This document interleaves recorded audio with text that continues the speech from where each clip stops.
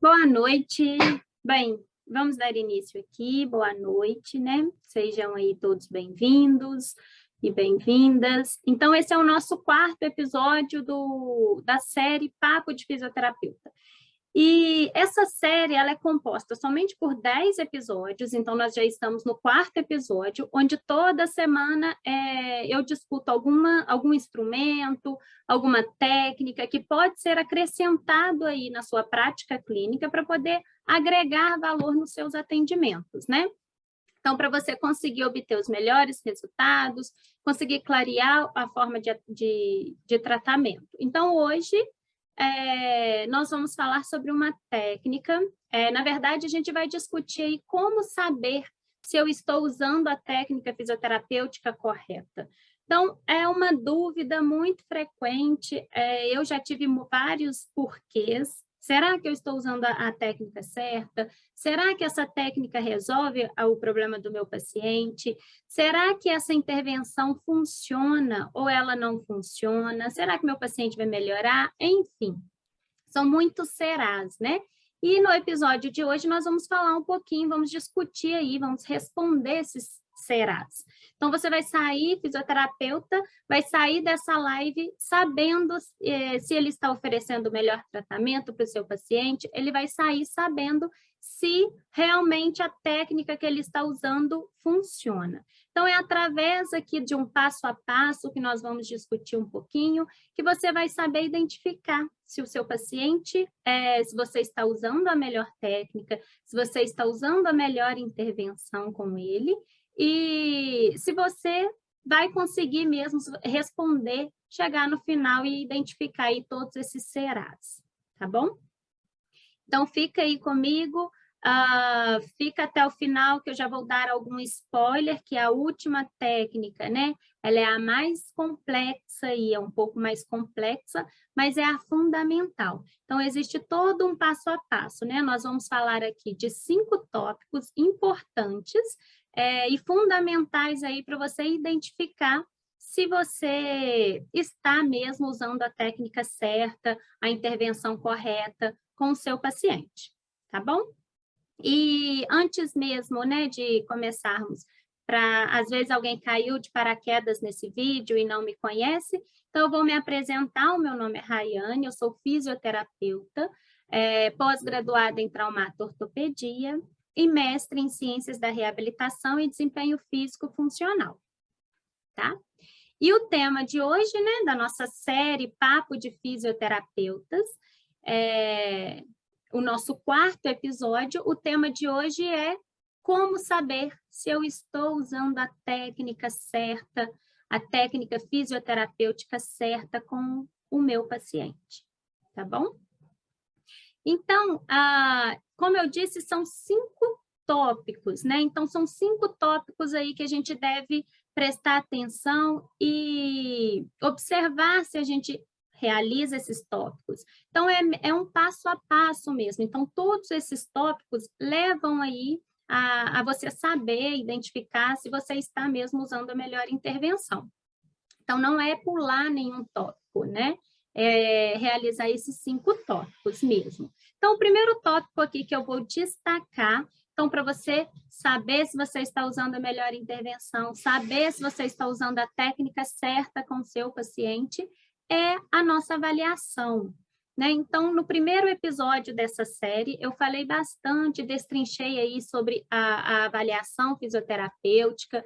Então, é muito importante, é fundamental a gente não deixar de fazer a avaliação com o nosso paciente. E não é somente aquela avaliação no olho, uma avaliação de 15 minutos, uma avaliação feita rápida aí. Então, é uma avaliação detalhada, uma avaliação minuciosa. Então, para você buscar mesmo o local da dor, a queixa, de onde vem aquela dor, e não olhar somente aonde dói, né? Então, identificar aí o porquê daquela dor. Então, isso tudo a gente investiga na avaliação.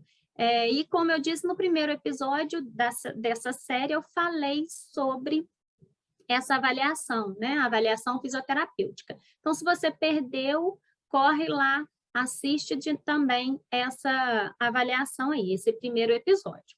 O segundo tópico, então, para a gente poder saber, identificar se estamos oferecendo, se estamos usando a técnica certa com o nosso paciente, é você fazer uma reavaliação desse paciente. Então, toda avaliação tem que ser feita uma reavaliação. Então, dentro de um prazo de 2 meses, 3 meses, é fundamental o fisioterapeuta reavaliar o seu paciente. Então, para identificar se a sua intervenção foi eficaz, para você identificar se houve ganhos ou não. Então, isso também ajuda você a identificar se você está usando a técnica certa, se você usou a técnica certa.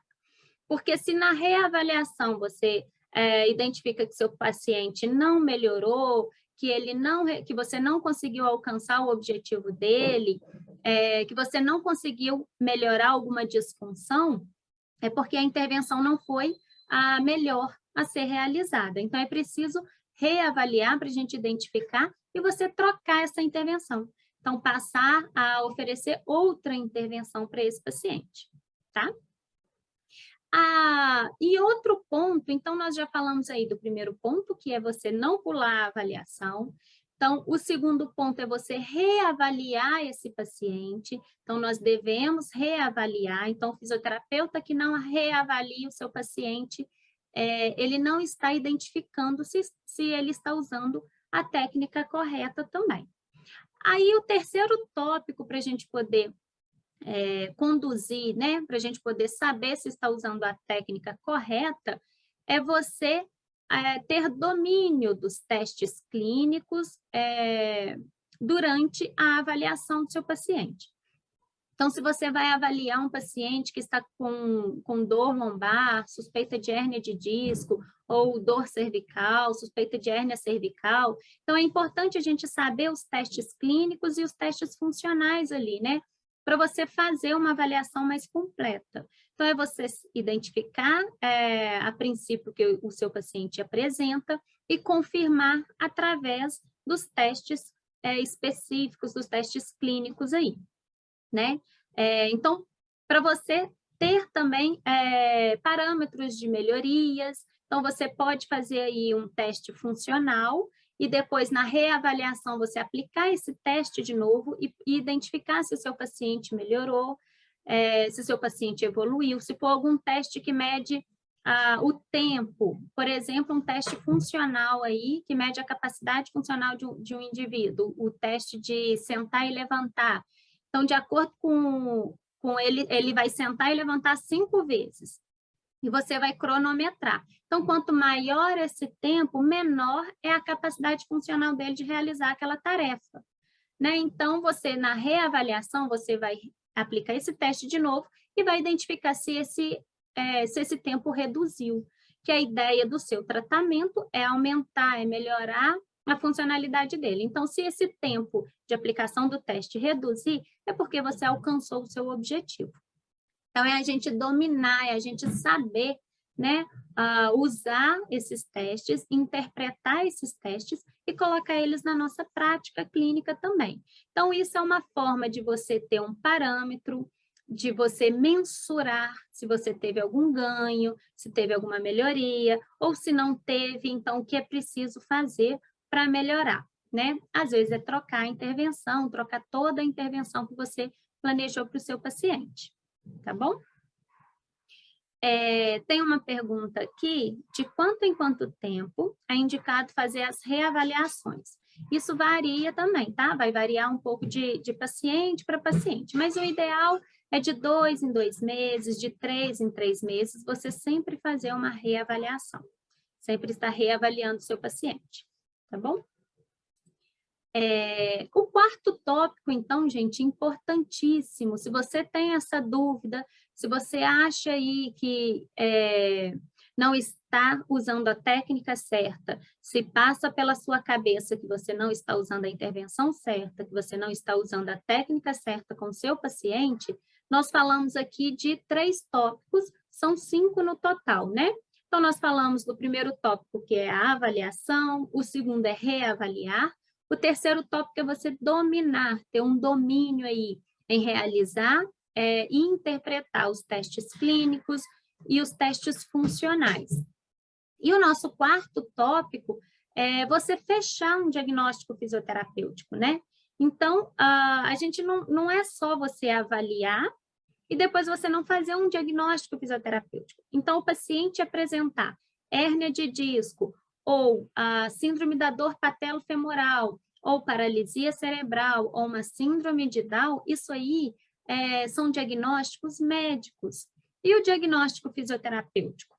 Se ele apresenta uma hipotonia, uma fraqueza muscular, um tônus aumentado ou um tônus diminuído, se ele apresenta uma dificuldade em deambular, se ele apresenta aí algumas alterações biomecânicas, enfim, é preciso o fisioterapeuta fazer e fechar o diagnóstico fisioterapêutico, né? E não ficar só com aquele diagnóstico médico. Então, isso também te ajuda a ter um domínio maior, te ajuda a identificar se você está utilizando a técnica correta com o seu paciente, né?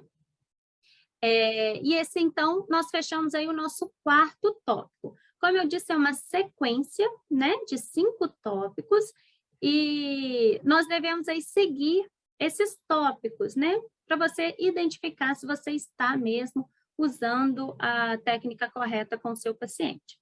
E o quinto tópico, como eu disse no início, eu dei um spoiler, o nosso quinto tópico, ele é o mais importante, né? Não que os outros não sejam, mas esse é o tópico fundamental. Realmente onde você vai saber se você está com a técnica correta, se você está usando alguma técnica atualizada, ou se você está usando uma técnica que não tem efeito, que ela apresenta pouco efeito, né? É você montar um plano de tratamento para o seu paciente, envolvendo aí 4 princípios. Então, quais são esses princípios, né? O primeiro princípio é você identificar os objetivos do seu paciente, tá? O segundo objetivo, depois eu vou destrinchar aqui um por um. O segundo objetivo é você levar em consideração as preferências do seu paciente. O terceiro princípio é você usar a evidência de alta qualidade metodológica para poder montar o plano de tratamento, escolher quais intervenções vão ser realizadas com o seu paciente. E o quarto princípio é você realizar a técnica escolhida e identificar se você apresenta ou não um domínio, uma expertise naquela técnica, tá? Então, agora vamos falar de um por um, né? Vamos destrinchar aqui um pouquinho cada princípio desse, né? Então, o primeiro princípio é você identificar os objetivos do seu paciente. Isso parece ser bobo, né? Ah, não, lógico que a gente trata em cima do objetivo do paciente. Mas, de acordo com os anos vão passando, as pessoas vão ficando com mais tempo de formação, é muito comum a gente ver o profissional não dando tanta confiança, tanta valorização a isso, né?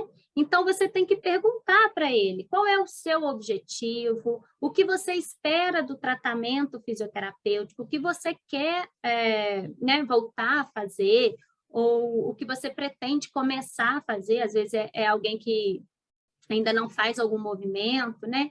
Então, você tem que perguntar para ele e deixar ele responder para você montar o seu plano de tratamento em cima do que ele quer, do objetivo principal dele, né?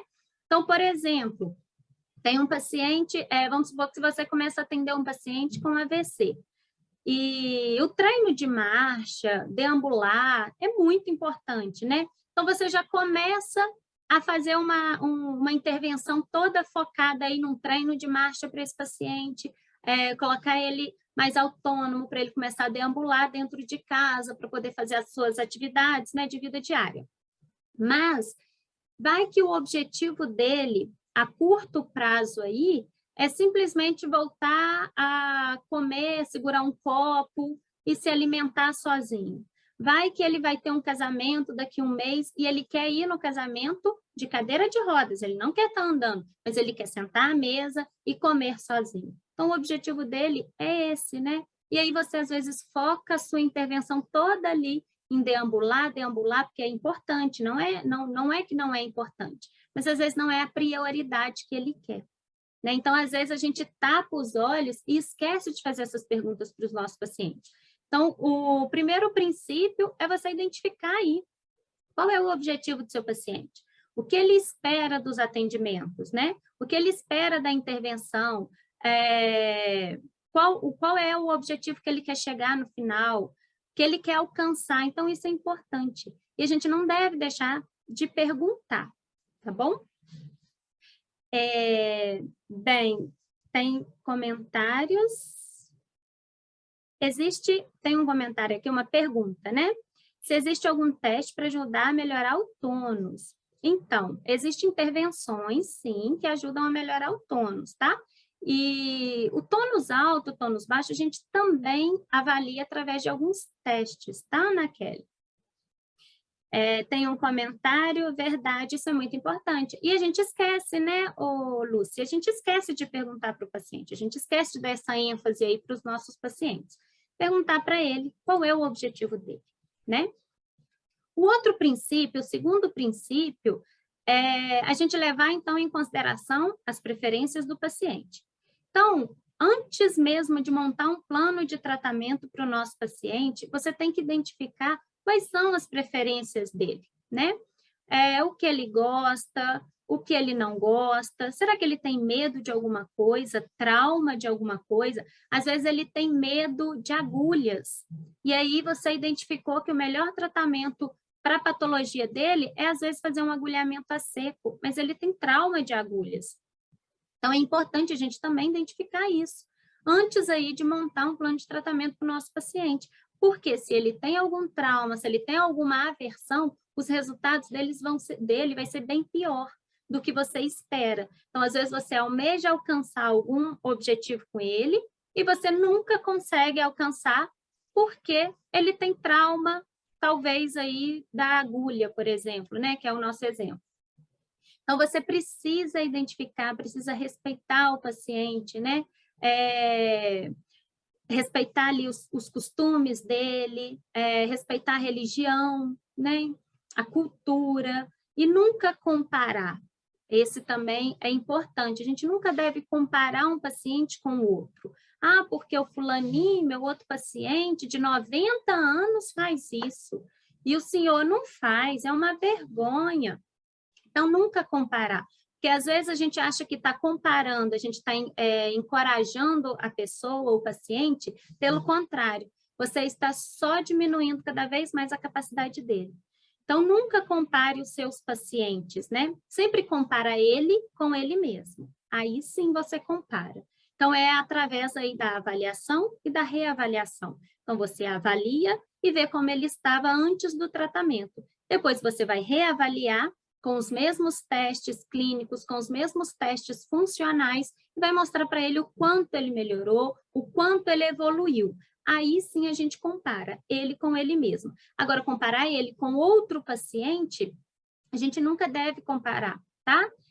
Senão você reduz mais ainda a capacidade dele, você deixa ele mais frustrado, e ele vai desanimando cada vez mais de, às vezes, melhorar, de querer melhorar, né? Querer evoluir no tratamento, tá bom? Então, gente, só recapitulando aqui, para quem entrou aí, né? A live de hoje o tema é como saber se eu estou usando a técnica fisioterapêutica correta. Então, como o fisioterapeuta vai saber se ele está usando a técnica certa, né? E em cima de como identificar isso, através de 5 tópicos, tá? Nós estamos no 5º tópico, e dentro do 5º tópico existem 4 princípios, que nós já falamos. O primeiro princípio, que é você identificar os objetivos do paciente. O segundo princípio é você levar em consideração as preferências desse paciente. E agora nós estamos indo para o 3º princípio aí, tá? Do nosso 5º tópico, beleza? Então, esse 3º princípio é você usar a evidência de alta qualidade metodológica para montar um plano de tratamento para o seu paciente. Então, é você usar mais claramente, é você usar os artigos, né? As publicações, artigos científicos, para poder montar, embasar o seu tratamento. Mas tem um porém aí. É qualquer artigo? Não, não é qualquer artigo. Não é simplesmente abrir ali na internet, porque foi publicado, isso aqui é bom. Não é assim, porque nem tudo que está publicado é bom. Pelo contrário, a grande maioria das publicações, das coisas publicadas, são ruins, tá? Então, a maioria dos artigos ali, a gente não deve confiar em tudo que está escrito, em tudo que a gente lê. Não é só porque está publicado que quer dizer que é bom. E outro detalhe também é aonde você vai buscar esses artigos, né? O Google, ele responde muitas dúvidas nossas, né? Dúvidas do dia a dia, mas lá não é o melhor local para você fazer uma busca de evidências de alta qualidade metodológica. Lá não é o melhor local para você montar o plano de tratamento do seu paciente, tá? Então, aonde né? Qual é o melhor local para a gente poder fazer uma busca? Existem várias bases de dados confiáveis, mas eu uso principalmente a Pedro e a PubMed.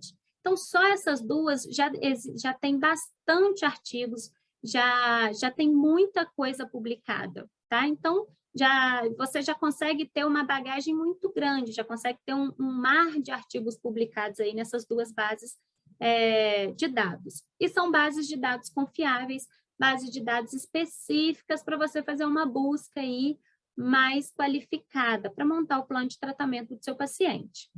E para quem não sabe, a base de dados Pedro, né, é uma base de dados nossa, dos fisioterapeutas. Então, lá só tem estudos relacionados aí com a fisioterapia.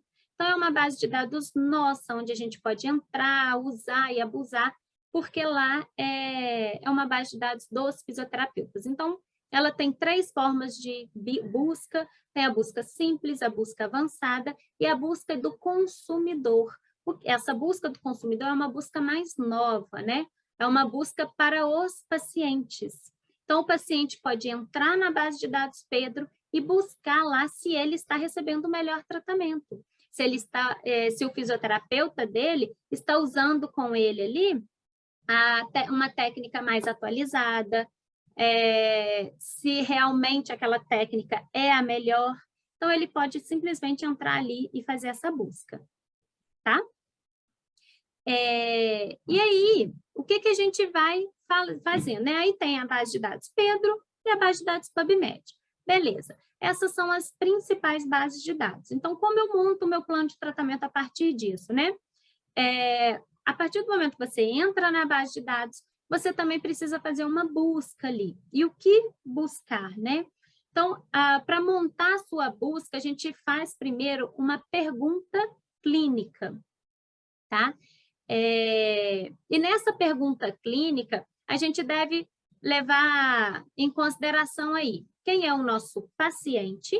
Então, se o nosso paciente é um idoso, é um paciente que apresenta algum AVC, é um paciente de escoliose, então, primeiro você leva em consideração para montar a sua pergunta clínica, que assim fica mais fácil de você fazer essa busca, tá? Então, o primeiro é você aí descobrir quem é o seu paciente. Então, meu paciente é um adolescente, tá? Um adolescente que apresenta escoliose, por exemplo. E aí, depois você identifica qual é a intervenção que você quer saber se é boa para tratar a escoliose. E depois, qual intervenção você quer comparar com essa intervenção principal.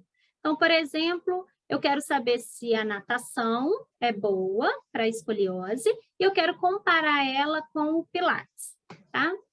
E depois você ainda monta nessa frase, é uma frase que a gente vai montando, tá? Colocando todos esses itens na frase. Depois você vai identificar aí quais são os resultados que você quer chegar com esse paciente e em quanto tempo você quer alcançar esse resultado. Então, por exemplo, eu quero reduzir a curva dele, da escoliose, e num prazo aí de 6 meses. Então, qual é a melhor intervenção, né? Por exemplo, então, a frase, né, juntando todos esses pedacinhos, a nossa pergunta clínica fica da seguinte forma: para reduzir a curva da escoliose em adolescentes em 6 meses, qual intervenção é melhor? Natação ou pilates, né?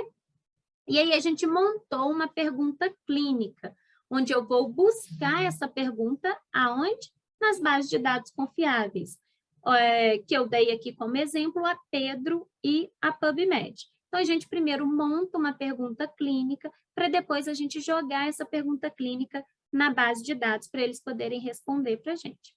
E aí, Rayane, é só jogar essa pergunta lá que eles respondem? Não, não é assim. A gente precisa pegar as principais palavras, você precisa usar conectivos entre as palavras, para poder chegar ali na sua busca principal, tá? Isso que eu falei, gente, montar essa pergunta clínica, nós levamos aí os dados, né? O que a gente leva em consideração, nós chamamos de pico ou picote, em que representa, que aí é uma sigla para facilitar a gente a montar essa pergunta clínica, tá? Onde o P significa paciente, o I, a intervenção principal que você quer saber, o C, a comparação, qual intervenção você quer comparar com a intervenção principal, e o O de outcome, de resultados, qual é o resultado que você quer ter com esse paciente. E o T pode ser pico ou picote, e o T de picote é o tempo, em quanto tempo você quer resolver, você quer ter esse resultado com o seu paciente. Então, para todo paciente, a gente monta uma pergunta clínica específica. E aí você vai e faz essa busca em base de dados confiáveis, tá? Que aí as bases de dados confiáveis, que existem várias, né? Mas eu utilizo muito a PubMed e a base de dados Pedro, tá bom? Então, assim, pergunta feita, pergunta concluída ali, aí eu realizo a busca. Aí vai aparecer lá, 1 milhão de artigos. Vai aparecer muitos artigos, né? Aí é só pegar o primeiro que eu vejo e já usar ele, já colocar ele na minha prática? Infelizmente, não, né? Então, como eu já disse, existem mais coisas ruins publicadas do que boas. Então, como identificar se um artigo é bom? Se aquilo que está ali publicado, se o que os autores fizeram, né? Se aquele estudo ali, como identificar se ele é bom? Se eu posso confiar no que está escrito ali? Então, é através aí de uma análise que nós fazemos da qualidade metodológica desse estudo, tá? E como faz essa análise da qualidade metodológica? Então, existem instrumentos específicos para cada desenho de estudo, né, que vai nos orientar aí em relação a essa avaliação. Então, por exemplo, os estudos de ensaios controlados aleatorizados, existe o seu instrumento, estudos observacionais, existem os seus instrumentos, revisões sistemáticas têm o seu instrumento. Então, não é só um instrumento, existem mais instrumentos para cada desenho de estudo, tá?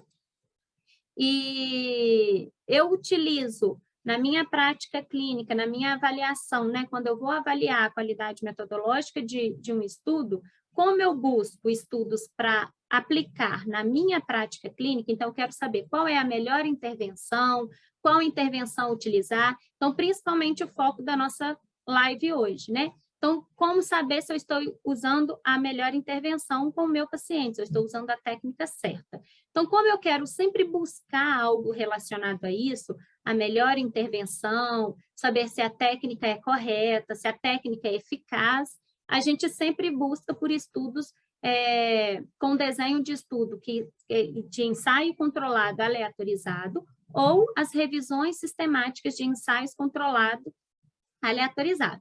Então, a gente sempre usa esses dois desenhos de estudos, né? E para esses dois desenhos de estudos existem os seus instrumentos para a gente avaliar a qualidade metodológica deles, tá? Então, nos ensaios controlados aleatorizados, eu uso muito a escala Pedro. Então, eu pego a escala Pedro e eu vou analisando se aquele estudo ele apresenta uma boa qualidade metodológica através da escala Pedro. Então, todos esses instrumentos, ele tem um formato de um checklist, onde você vai identificar se o estudo apresenta aqueles itens. Tá? Então, para cada desenho de estudo, existe um instrumento específico e cada instrumento apresenta diversos checklists, diversos itens.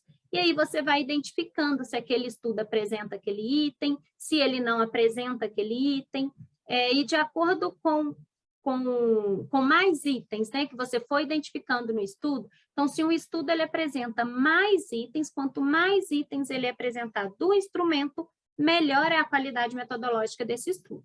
Quanto menos itens ele apresentar, pior é a qualidade metodológica desse estudo, tá? E nos ensaios controlados aleatorizados, dentro da base de dados Pedro, ele vem com uma pontuação. Então, antes de indexar aquele estudo na base de dados Pedro, a equipe, né, responsável por avaliar a qualidade metodológica dos estudos, eles já fazem essa análise aí, eles já analisam a qualidade metodológica e quando postam o artigo na plataforma, na base de dados, do lado ali vem a nota dele. Então, é uma nota de 0 a 10 e aí vem a nota dele do lado. Somente para os estudos de ensaio controlado aleatorizado, tá? Nas revisões sistemáticas, eles não colocam a pontuação.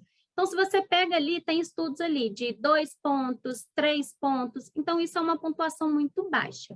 Então, é considerado boa a pontuação para você, com uma qualidade metodológica boa, um estudo onde você pode confiar, é quando esse estudo apresenta uma pontuação aí acima de 6, 7 pontos. Acima de 7 pontos é o ideal, tá? Então, se um estudo apresenta uma pontuação acima de 7 pontos, ele apresenta aí uma boa qualidade metodológica. Agora, se ele apresenta ali 5, 4, já é um estudo fraco, um estudo onde ele pecou muito, então você não pode confiar naqueles resultados, né? Porque, com certeza, os autores deixaram passar alguma coisa, é um estudo fraco, é um estudo em que os resultados foram enviesados. Então, o resultado principal dele não é o real resultado, ele teve alguma coisa que interferiu ali, que enviesou os resultados. Então, é um estudo onde a gente não pode confiar, tá? Aí, vamos lá. Fizemos aí, né? Achamos o estudo, leu ali o título, a gente pegou o estudo, aí você vai analisar a qualidade metodológica dele, então vai ler esse estudo todo na íntegra, tá? Vai ler esse estudo passo a passo e vai identificar se ele apresenta uma boa qualidade metodológica através dos instrumentos, né? Esses instrumentos que avaliam mesmo a qualidade metodológica. E, como eu disse, o que avalia os ensaios controlados aleatorizados é a escala Pedro. Então, essa escala Pedro, ela tem também já na versão portuguesa, então já tem na língua portuguesa, e ela também tem na língua inglesa. Então, é bem fácil, bem prático, eles vêm em forma de itens mesmo, e você identifica se o autor colocou, se o autor incluiu esses itens, tá bom? Aí, a partir disso, você fez essa análise, fez o checklist do estudo, identificou que é um ótimo estudo, é um estudo muito bom, apresenta uma boa qualidade metodológica, podemos confiar nesse estudo, então você monta o seu plano de tratamento, tá? Em cima desses resultados desses estudos, né? O bom de uma revisão sistemática de ensaios controlados aleatorizados é porque numa revisão sistemática ele pega todos os ensaios controlados aleatorizados, falando sobre aquele assunto que você buscou e sintetiza em um único artigo. Então, o que todos esses artigos concluíram, ele vai e deixa em um único artigo, ele faz uma síntese. Então, para o clínico, né, na sua prática clínica, para ele poder montar um plano de tratamento mais rápido, o melhor desenho de estudo é utilizar as revisões sistemáticas de ensaios controlados aleatorizados. Então, não é também qualquer revisão sistemática. E também não confundam a revisão sistemática com as revisões, com os outros tipos de revisões aí. Porque a melhor é a sistemática, onde ela segue todo um sistema, todo um protocolo para ser elaborada, aumentando, assim, a sua qualidade metodológica. Tá bom? Aí identificamos, né? Vamos partir aí um pouquinho mais para frente. Então, identificamos esse estudo, aí a partir disso, você monta o plano de tratamento do seu paciente, né? Em cima dos achados daquele estudo. Então, se uma técnica que às vezes você usava e ela não tem efeito, você revê qual técnica você vai colocar no lugar. Então, você às vezes para de usar essa técnica, porque foi mostrado ali que ela não tem eficácia, que ela não gera o efeito proposto. Então, é uma técnica que não compensa você gastar o seu tempo, você aplicar com esse paciente, né? E quais são a importância, as vantagens da gente usar técnicas embasadas aí na ciência, na evidência de alta qualidade metodológica? Então, como eu disse, a primeira vantagem é você não perder tempo. Então, é você usar técnicas que são eficazes e não perder tempo usando aquelas que não faz o efeito proposto, né? E às vezes você bate na tecla, fica usando aquela técnica, trata um paciente, trata dois, e o paciente às vezes não melhora. Então, a técnica, ela pode ser que ela não faz o efeito que você quer. Então, às vezes você quer ganhar mobilidade, ganhar amplitude de movimento, e está usando uma técnica que não vai gerar isso. Às vezes você quer fortalecer uma musculatura, e você está usando uma técnica que não é eficaz para fortalecer a musculatura. Tá? Então, você ganha tempo, né? Uma das vantagens. Outra vantagem é você ter segurança na intervenção que você vai realizar. Então, é você saber que você está usando uma intervenção segura, que ela já foi comprovada cientificamente, que gera o efeito. Então, você vai ter mais segurança em realizar aquela técnica. Você já não vai ter medo aí que aquela técnica, aquela intervenção pode piorar o caso do seu paciente, porque eu conheço profissionais que usaram técnicas erradas, usaram intervenções aí erradas e pioraram o caso do paciente. Então, ao invés do paciente melhorar, ele piorou. Então, piorou a dor do paciente, né? Piorou a incapacidade do paciente. E assim, tudo bem errar, a gente erra, né? Todo mundo erra, isso é normal, né? Só que persistir no erro que a gente não pode. Então, é a gente errar, identificar o nosso erro e querer melhorar, querer mudar e não cometer o mesmo erro, né? Às vezes você cometeu um erro com um paciente, você viu que um paciente, você usou várias técnicas, ele não melhorou, apareceu um outro com a mesma ali patologia, o mesmo diagnóstico médico, e você continua utilizando a mesma técnica com ele.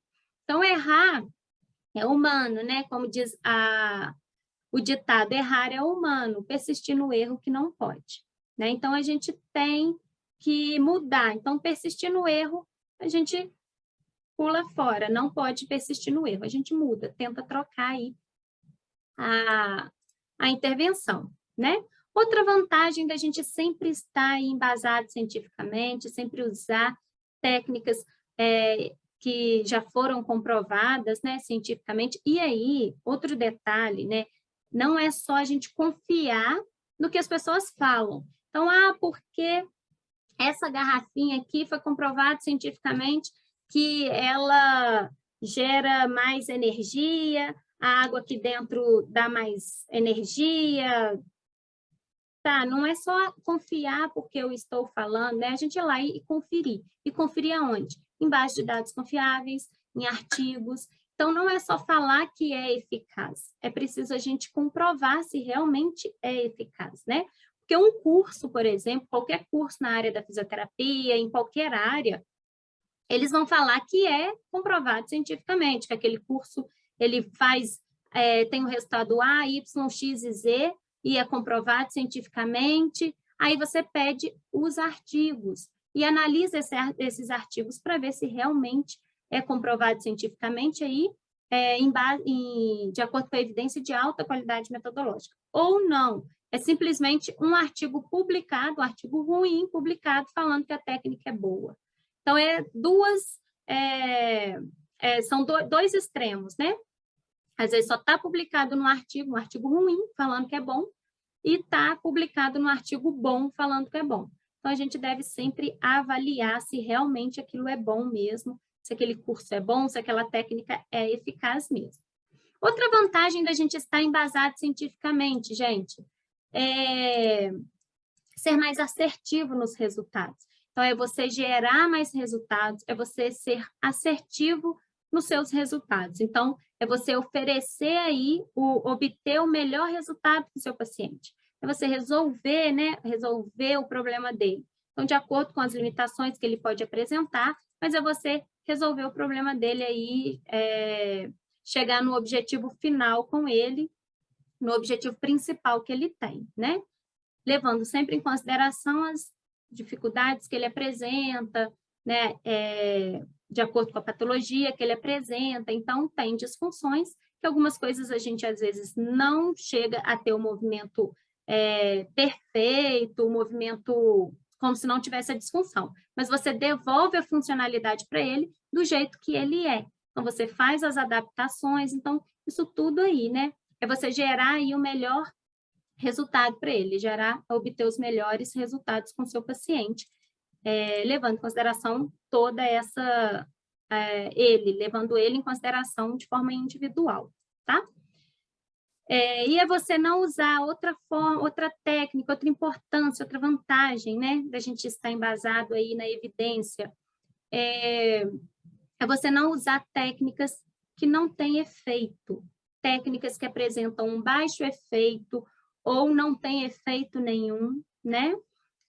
Aquela técnica que não vai levar você a obter o resultado esperado com o seu paciente. Então, às vezes, você fica usando uma técnica que ela não vai gerar aquele efeito. E aí, se você estiver embasado cientificamente, você vai identificar que aquela técnica não é eficaz, então você não vai perder seu tempo usando ela, aplicando ela com o seu paciente, tá? E com isso, gente, o profissional que ele é embasado cientificamente, ele é um profissional diferenciado, né? Porque o paciente, ele vai identificar que você é diferenciado, que você não é só mais um fisioterapeuta, né? Que às vezes aplica as mesmas intervenções com qualquer paciente, às vezes aplica aquelas intervenções que não geram efeito, então ele vai identificar. A gente identifica quando um profissional é bom e quando um profissional é café com leite. A gente sabe, isso vai de um médico que você vai, uma consulta médica que você vai, ou um nutricionista, ou uma cabeleireira. Então, você sabe identificar quando o profissional ele domina o assunto, quando ele sabe o que ele está falando, quando ele gera resultados, ou quando ele não gera resultados. Então, quando você começa a montar um plano de tratamento 100% embasado aí na evidência de alta qualidade metodológica, você vai gerar resultados e aí você vai ser um fisioterapeuta diferenciado. Os seus pacientes vão começar a identificar que você é um fisioterapeuta diferenciado, que oferece aí o melhor tratamento e, consequentemente, você vai aumentar a sua valorização e o seu reconhecimento profissional, tá? Então, esse é um caminho, né? Onde a gente busca sempre uma alta valorização, um reconhecimento profissional, e com isso é você oferecer o melhor tratamento para ele. E o melhor tratamento está onde? Nas bases de dados confiáveis, está nas evidências de alta qualidade metodológica, né? Porque muita coisa muda, tudo muda, né, o tempo todo. Eu gosto muito de falar do ovo, né, para a gente poder fazer uma analogia de como as coisas mudam, se transformam o tempo todo. Ovo, antigamente, não podia comer, né? Na minha época, então, a gente podia comer ovo 2 vezes só por semana. Não podia comer ovo à noite, ou fazia mal. E hoje em dia, a base das dietas é com ovo. Você pode comer ovo de manhã, à tarde, à noite, você pode comer ovo o dia inteiro. Que não faz esse efeito que antigamente, né, eles falavam que fazia um efeito, que fazia mal.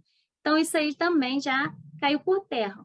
Outra coisa é utilizar aí que as coisas mudam, né? Então, é prescrever gelo num paciente, por exemplo, com capsulite adesiva. Então, às vezes a gente para e pensa, capsulite adesiva é o que, se a gente for levar a regra, né, que a gente acha que é certo. Então, uma capsulite adesiva é uma disfunção que articular. Então, se a gente levar aquela regrinha ao pé da letra, é uma disfunção articular Então, eu uso gelo, porque na regrinha, se é uma disfunção muscular, a gente usa calor. Então, se é articular, eu ponho gelo. Tá, capsulite, ite, termina com ite, inflamação, eu vou pôr gelo, né? Então, tudo leva aí, pelo que a gente aprendeu na faculdade, leva a usar gelo. Porém, a evidência já trouxe para nós que não é gelo que se põe na capsulite adesiva. O gelo na capsulite adesiva, você vai estar retardando o tratamento do seu paciente. Você vai estar piorando o seu paciente ao invés de melhorar o caso dele. Então, não mais prescreve gelo para capsulite adesiva. E isso a gente sabe por conta de quê? De estudos, da evidência de alta qualidade metodológica. Então, eles estudaram isso para nós e está aqui já que a gente não prescreve gelo na capsulite adesiva. Assim como o ovo, né? Enfim, então é uma forma da gente ver como a gente se torna diferente, como a gente se torna melhor quando você monta o seu plano de tratamento embasado aí na evidência de alta qualidade metodológica, tá? Tem um comentário aqui, é muito bom receber elogios dos pacientes. É mesmo, é muito bom, principalmente quando ele, às vezes, já procurou, já rodou por vários lugares, né, e nada resolveu o problema dele, aí você vai e consegue resolver o problema dele. E ele fica numa gratidão enorme, né? Ele te indica até na fila do supermercado. Ele está falando de você, ele está indicando você para todo mundo, ele te elogia, ele fica numa gratidão muito grande. E nós, fisioterapeutas, ficamos numa gratidão maior ainda, né? É muito bom quando a gente oferece o nosso melhor e o nosso melhor gera um resultado melhor, né? Então, é muito, muito importante. Tem uma pergunta aqui. Se os testes de exames físicos são eficazes? Sim, tem alguns testes que são eficazes, tem testes que não são eficazes, tá? Tem testes que apresentam pouca eficácia e tem testes que já apresentam uma eficácia maior. Então, também é através de buscas, é através de base de dados, estudos científicos que a gente descobre quais são os melhores testes, para qual disfunção, qual teste é mais eficaz, qual teste é menos eficaz. Então, é tudo através aí da evidência mesmo de alta qualidade metodológica que a gente vai identificando aí quais são os melhores testes para poder colocar também na nossa prática clínica. E as coisas mudam, né? Então, às vezes, igual quando eu formei, eu só tinha aprendido a avaliar a força muscular com o teste de manual, teste de força manual. E quando eu saí da faculdade, depois de alguns anos aí, eu já descobri também que existem outras formas de avaliar, como eu também já fiz acho que foi no terceiro episódio, nós falamos no terceiro episódio da série Papo de Fisioterapeutas, nós falamos aí dos testes para avaliar a força muscular, né? E hoje em dia já tem um outro teste que é muito usado na prática clínica, que é o teste do esfigmomanômetro, né? Então, se eu for usar somente as técnicas, somente aquilo que eu aprendi na graduação, a gente vai ficando para trás. Então, eu já vou fazer 6 anos de formada, 7 anos de formada. Esse ano eu faço 7 anos de formada. Para muitas pessoas é muito, para outras pessoas é pouco, mas para mim é o suficiente para me identificar o tanto de coisas que mudaram, o tanto de coisas que eu aprendi na graduação e que hoje já não usam mais, né? Em relação a testes, em relação a intervenções fisioterapêuticas, tá?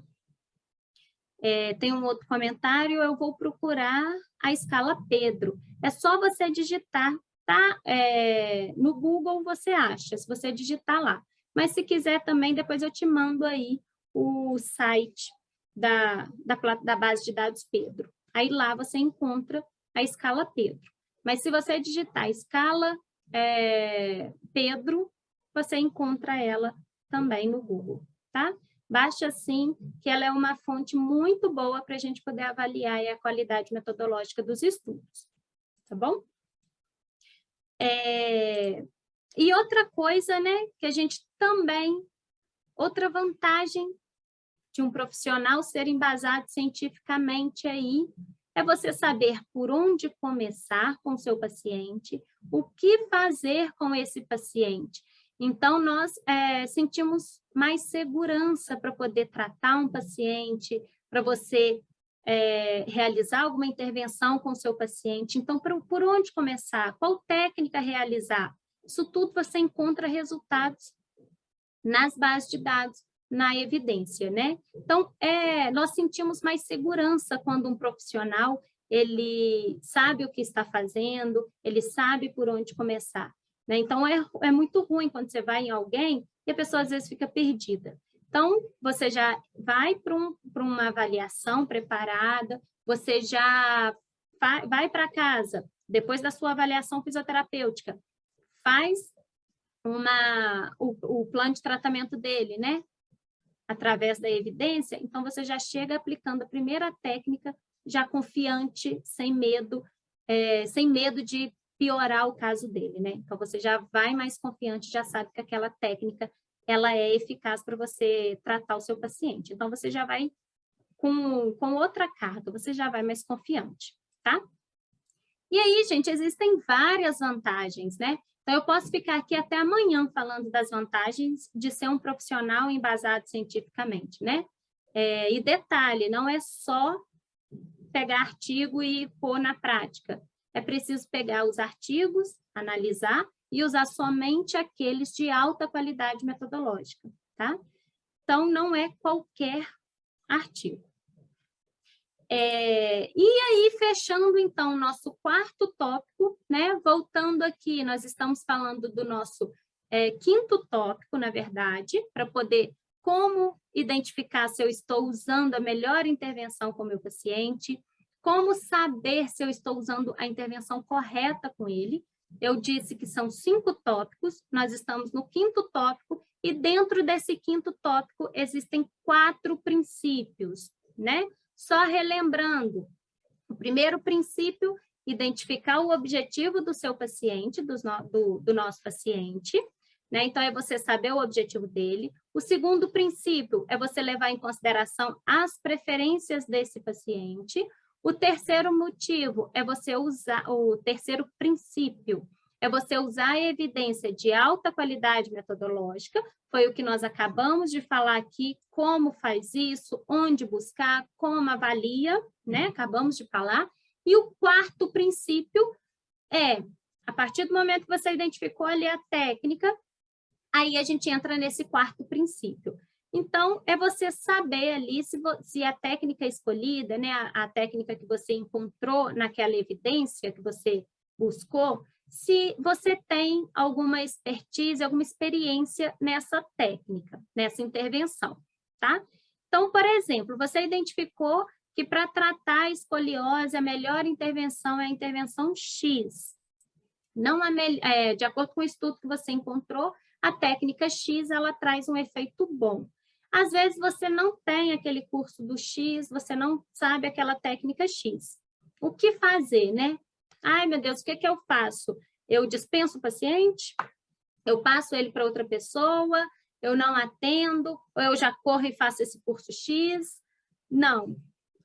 O que você vai fazer? Você vai buscar por outra técnica que você tenha, que você sabe realizar. Você tem expertise naquela técnica, naquela intervenção, tá? Então, você busca por outra técnica para poder tratar o seu paciente. Se você não sabe como faz a técnica X, você busca pela Y. E trata o seu paciente com a técnica Y que você sabe como faz, né? E é até uma maneira da gente identificar qual curso realizar, né? Então, se você viu ali a técnica X está em alta e você está tendo muitos pacientes com essa mesma disfunção, então, às vezes, é um curso que compensa, que vale a pena você, às vezes, investir no curso X ali.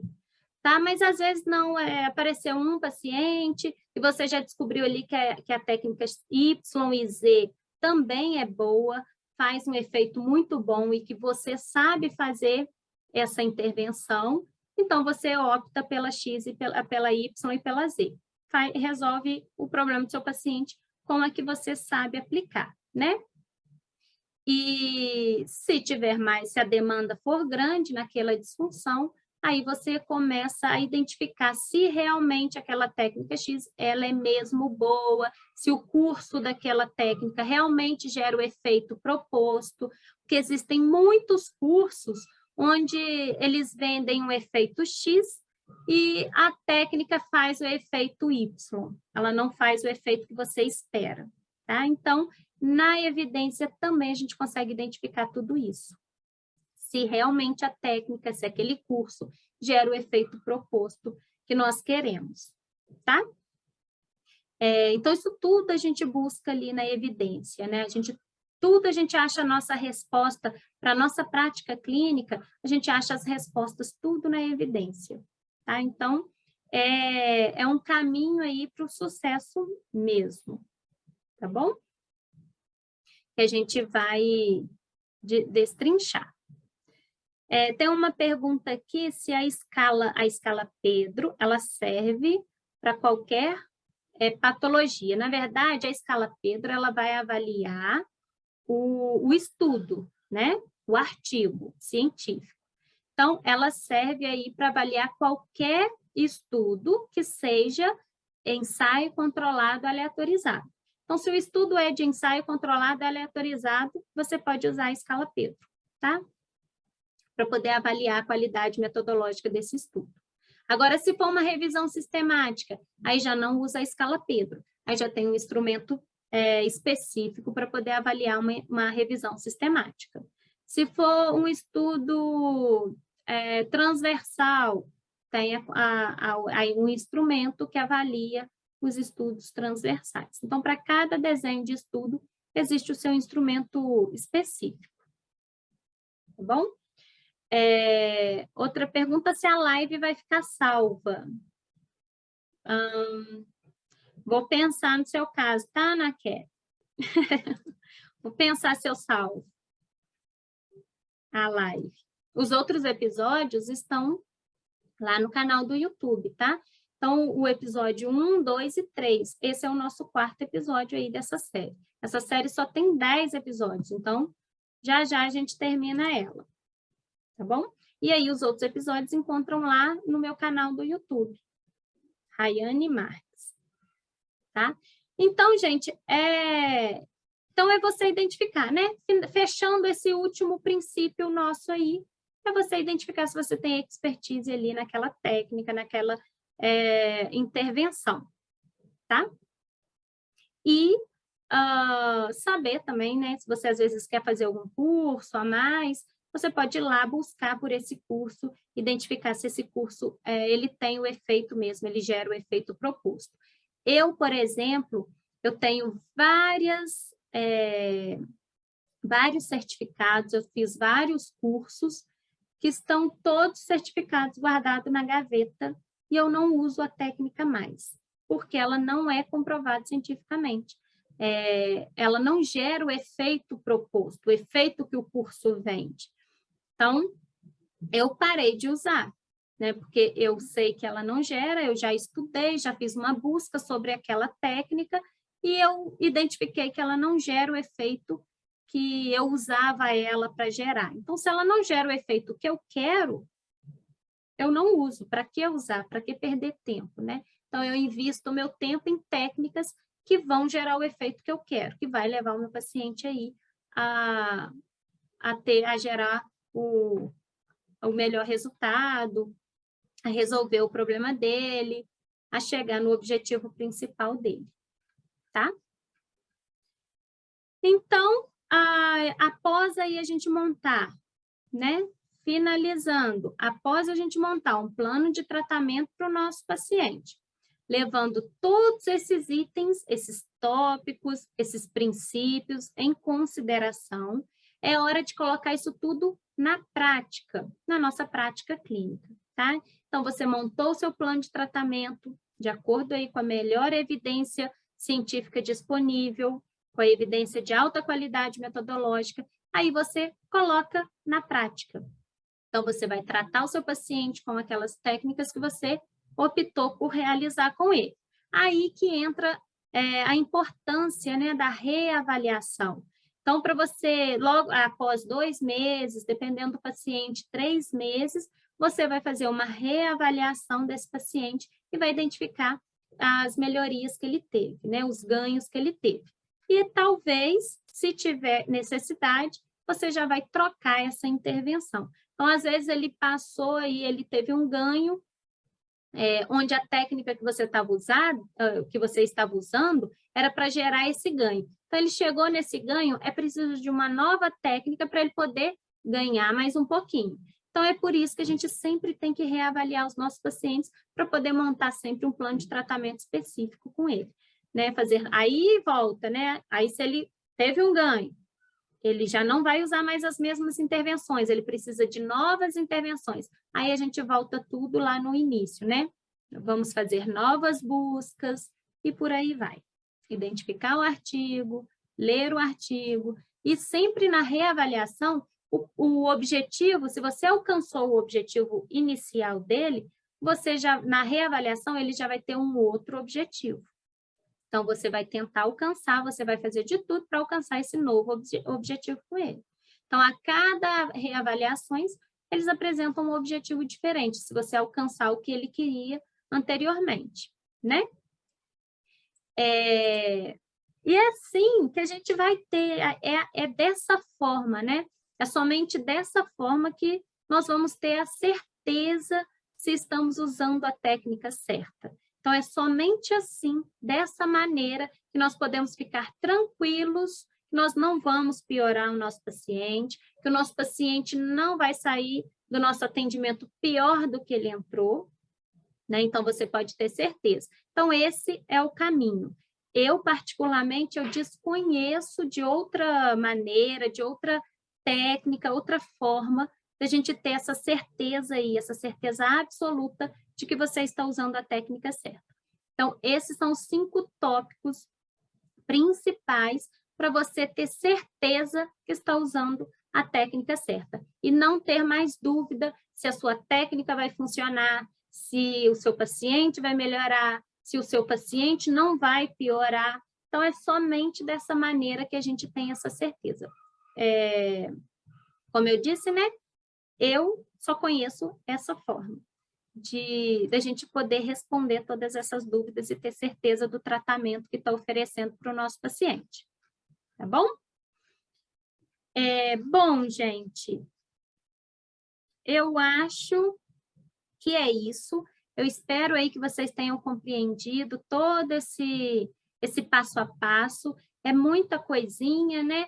Mas são passos fundamentais, tá? São tópicos fundamentais para a gente poder não ter mais dúvida se você está usando a técnica certa.